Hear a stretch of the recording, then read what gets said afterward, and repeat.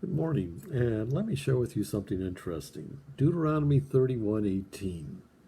And I will surely hide my face in that day for all the evils which they shall have wrought, in that they are turned unto other gods. This word hide, it says in practically all our modern English translations, I will surely hide. The reason the word surely is in there is because the word hide, satar, is written twice. The first time it's hasatar and the other is asatai, asatir. The first time it's written is in a hifil infinitive absolute form, and the second time it's in a hifil imperfect form. Now, generally in Semitic languages, when a word's repeated twice, it means an emphasis. And that's why our translators have emphasized the word hiding, rather than just say I've hid myself, I've hid myself. They say I surely hid myself. But when you have an infinitive absolute, it gets a little tricky. It's a simple form, and yet it's really hard to determine how to translate that. It's more contextual than anything else. It really depends on the context how you translate it. So they're not wrong to translate, and I will surely hide, considering it as an emphasis. But I have a problem with that. Does God need to emphasize things he says? I mean, it gives almost the impression, I will surely hide. I'm just not saying I'm going to hide, and you think that I'm just saying that to be saying that. Like a mother says, you are going to get this whipping. You surely are. Other times, you're going to get a whipping. The kid says, yeah, I've heard it before. But when she says, you surely will, then the kid starts perking up. Oh, she means it this time. Is that what happens here? Is that God says, I will hide myself, and then he repeats it, says, I mean it this time. The other times, yeah, okay, I cut you slack. But this time, I mean it. I have a problem with that. I think when God says something, he means it. He's not being wishy-washy, playing around, or, giving us threats here and there. When he says, I'm going to hide my face, he means I'm hiding my face. So therefore, the context would lead me not to translate that infinitive absolute as an emphasis. I think there's another reason for the repetition of that word. Because the first time it's used as an infinitive absolute. The second time it's used as an imperfect form in a hifil. And both are hifils, which is causative. So literally, how that would read is saying that I will cause, and I am caused to hide my presence, panai, my face is panai, which means his presence. And I am caused to hide my presence. Shall I be caused to hide my presence from them? That doesn't mean much. So I started searching through Jewish literature to see, because in Christian literature, everybody walks in lockstep saying it's an emphasis. And, I just had a feeling there was another way to do this. And so I found in the Midrash, the approach, they do recognize that wasn't meant as an emphasis. It's really expressing the idea of a concealment within a concealment, a hiding within a hiding. There's a story in rabbinical literature about a rabbi who was walking down the streets with his students, and they heard some sobbing coming behind a wall. When they went to investigate, they found a little girl just weeping. And the rabbi asked the little girl, what's wrong? And the little girl said, I was playing hide and seek with my friends and nobody's come to find me. She felt they forgot about her. They didn't care enough to look for her. And she was heartbroken. And the rabbi turned to his students and said, in the cry of this little girl, I hear the cry of our God.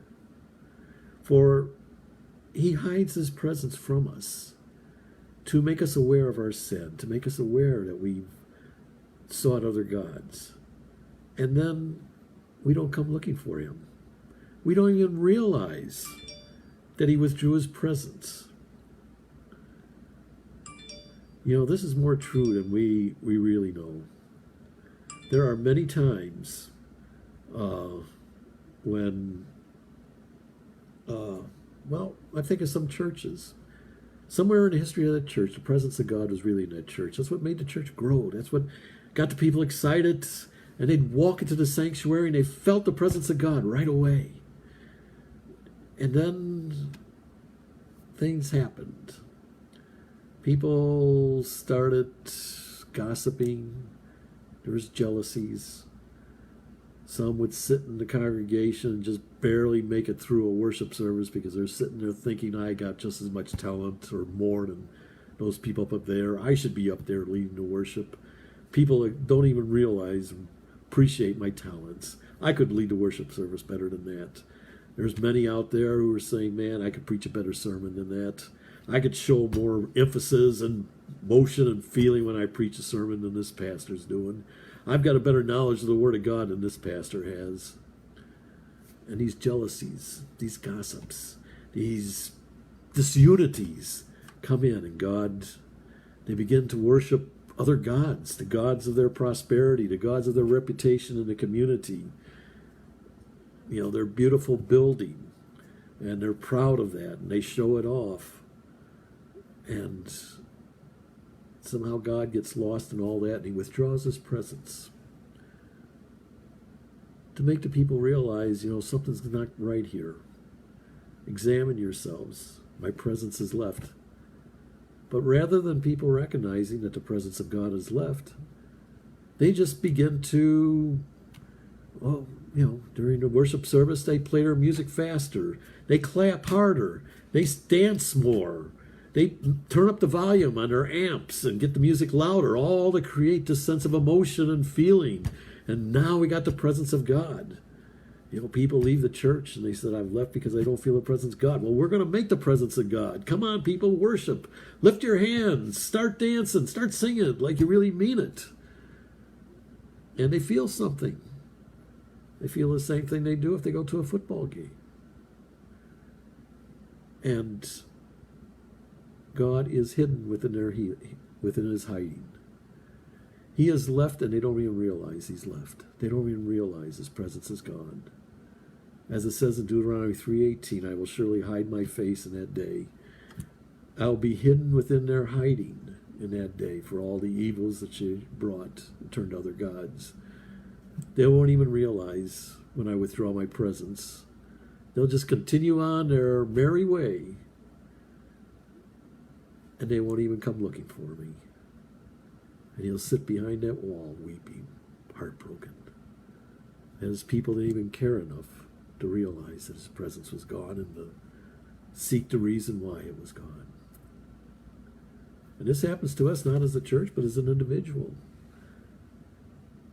We feel the presence of God. We're so joyful as we're praising God and worshiping him.